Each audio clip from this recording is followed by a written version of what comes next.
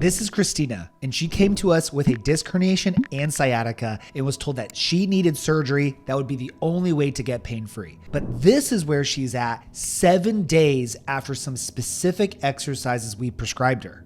I'm going to show you how we did that and how we canceled her surgery within just 3 weeks of her joining our program. My name is Dr. Grant Elliott, founder of RehabFix. We've helped thousands with low back pain, disc herniations, and sciatica fully recover through our one-on-one online coaching program. And in this episode, I'm going to walk you through the exact step-by-step plan we used for this client to reverse her disc herniation, remove her sciatica, and get her pain-free and cancel her surgery so that you know exactly how to do the same thing. So back pain, disc herniations, and sciatica is totally recoverable and you can avoid surgery. And I'm going to walk you through how that's possible. For this particular client who was in extreme pain when she met with us, her symptoms in her back started in 2024. She herniated her disc in May of 2025. And then she met with us around 1 year after that, when she had tried multiple things, seen multiple providers, and was told, you need surgery. It's the only option that's left. And she had pain running down her legs, sciatica burning down. She was told you're going to get nerve damage, but she was actually referred to us by one of her medical doctors. Now, here's where it gets interesting. So we met with her, we got results during her assessment, she enrolled into our program, and we prescribed an exercise that we prescribe many of our clients. And many of you have seen this on my page and when looking up disc herniation exercises, sciatica exercises. And that is the lumbar extension exercise, where you lay on your stomach, hands on your shoulders, push up like you're doing a cobra pose, and you perform that repetitively. This is a classic exercise shown. So this was the first one we prescribed to her because we got a positive response. But here's what's so interesting is after we performed that for around a week, she met with our head physician and we noticed she had developed a shift. This is when your upper body is no longer centered over your lower body. It looks like you're crooked in a way, but she reported less pain. She was feeling better. So recognizing that her body was telling us that it was not favoring this response because it was actually shifting the disc to the side and giving her that shifted appearance, we had to change the strategy. And here's what we did. We took away the extension exercises and then we put in side glide exercises. This is a specific direction for lateral shift conditions because what this tells us is the disc is not centralizing properly. And that's what fixes disc and sciatica issues, centralization. This is when you find the right movements of the spine, you perform them at the right dosage, at the right time with the right progressions, and it pulls the symptoms out of the leg, centralizes it into the lower back, range of motion restores, pain goes away, and the disc herniation can reverse. That's centralization. So this was not happening with extensions. So we did side glides. This is when you lean against a wall, typically with the painful leg away from the wall. You put your arm on your rib cage to block your rib cage. You put your feet together about a foot away from the wall. You put your hand on your hip, and now you gently push your hip into the wall, little by little, performing it further and further each time. This is going to slowly correct that shift little by little. And what's interesting with her particular case is we actually worked our way up to 100 reps at a time. This is why it's so important to have a coach and to have the right plan because you don't know how many you should do. And for her, we recognized that if we did less than that, it wouldn't stick. It wasn't remaining stable. So that's the number, that's the dosage we had to work up to. But after a week of this, it began to stick and she was remaining straight again and no longer shifted. This now told us that we could progress to the next appropriate movement. Hey, real quick, I know you're struggling with pain and obviously want to fix it. So if you just text me the word pain to 317-751-9509, I will send you my free back pain fix demo. Just text that number and you can fix your pain. Thank me later. Back to the show.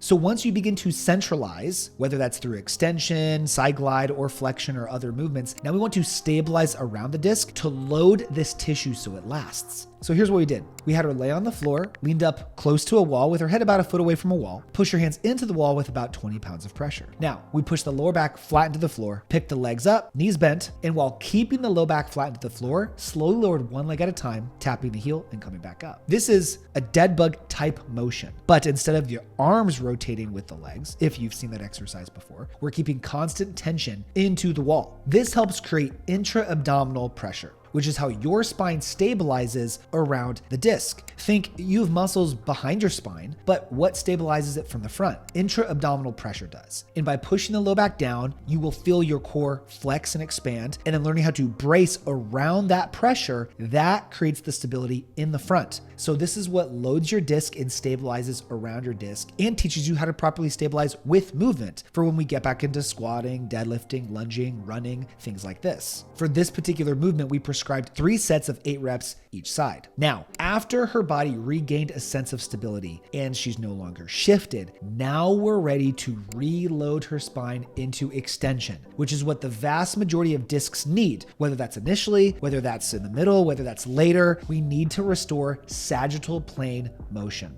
So now she could tolerate extension. So we went back to lumbar extensions. We pushed up as far as we possibly could. We performed this repetitively. And this time her body did not have an adverse reaction. She got further and further every session. The pain in her leg became less and less and less. The range of motion lasted longer and longer and longer, and her pain dramatically reduced. This is because the vast majority of disc herniations are what we call flexion intolerant, which means they don't like bending. They don't like sitting for long periods, bending forward to pick something off the ground, bending forward to put your socks and shoes on. You feel a tight pulling sensation when you bend forward. This is a flexion intolerant presentation. So when you sit forward or bend forward, it increases pressure on the disc, which pushes it further out, which can hit a sensitive nerve and cause pain to go down the leg. So by doing the opposite, we are reversing the pressure on the disc. We're pushing it back in where it came from. We're pushing it away from the nerve. We're centralizing it back where it came from to reverse that stress. But as I demonstrated, that's what we started with, but our disc position wasn't ready for it. So we have to find the right formula. We perform these 10 to 15 reps repeatedly throughout the day to restore this full motion and slowly work the disc back little by little by little to fully centralize it.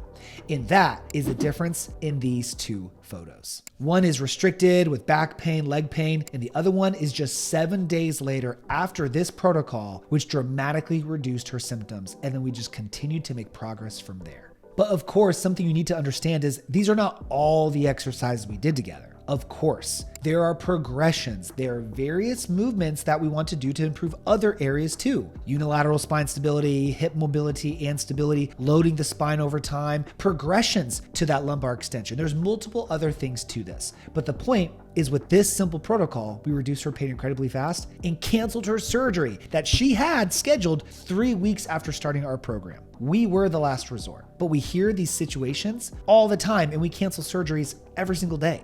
Now, you might be watching this and thinking, okay, this is great. I'm going to try this. But does my disc need something else that's specific? How do I know if I should do side glides? How do I know if I should do dead bugs first? How do I know if I should go right to extension? And you would be thinking correctly. You can try these things and chances are really high, you're going to feel some benefit. But how do you know the exact plan that you need to ensure you progress every day, every week, and you get the result you're after as quickly as possible? How do you figure out exactly what is causing your pain and the steps you need to take to fix it? How many and how often? And then how to progress this into a bulletproofing phase so that your results last a lifetime? Well, I'll tell you how. There's something that does exactly that, and it's called our centralization process. And this process helps the average individual reduce their pain by 37% in a single session. And some of our clients completely removes their pain in as little as 15 days. So if you'd like to get a free demo with my team and finally get a structured plan to healing, just text me the word pain to 317-751-9509 to get a tailored step-by-step plan to permanently fix your back or sciatica issues following our centralization process. Text me right now so you don't miss this opportunity to finally fix your pain and live the life that you deserve. And after you text me, please like the video, subscribe if you haven't already, follow me on Instagram at RehabFix for more free daily videos and insights into my life on what I'm doing to keep my back bulletproof and our clients' backs bulletproof. Thank you so much for watching. I'll see you on the next one, and I'll see some of you in our program real soon.